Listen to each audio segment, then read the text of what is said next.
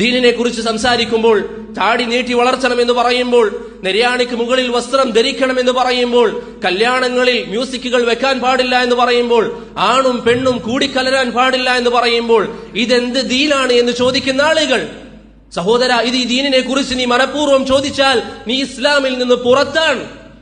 ഇത് അള്ളാഹുവിന്റെ ദീനാണ്, ഇത് അള്ളാഹുവിന്റെ ദീനാണ്.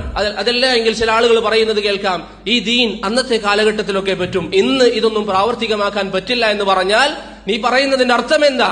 അള്ളാഹുവിന്റെ ദീൻ എല്ലാ കാലത്തിനും യോജിച്ചതല്ല എന്ന്. അത് കുഫറാണ്. തമാശക്ക് പോലും അത്തരത്തിലുള്ള വാക്കുകൾ നിന്റെ നാവിൽ നിന്ന് വന്നുകൂടാ. അതുകൊണ്ട് സഹോദരങ്ങളെ, തൗഹീദിന്റെ വിഷയത്തിൽ നമുക്ക് ശ്രദ്ധയുണ്ടാകണം. അള്ളാഹുവിന്റെ ദീനിനെ നാം ബഹുമാനിക്കുക, അള്ളാഹുവെ നാം ബഹുമാനിക്കുക, അവന് കൊടുക്കേണ്ട സ്ഥാനം നാം കൊടുക്കുക. ഒരു കാരണവശാലും ഇസ്ലാമിനെ പരിഹസിക്കുന്ന, ഇസ്ലാമിന്റെ ചിഹ്നങ്ങളെ പരിഹസിക്കുന്ന ഒരു സംസാരം പോലും നമുക്കിടയിൽ ഉണ്ടായിക്കൂടാ. ആ നിർബന്ധം നമുക്കുണ്ടാകണം.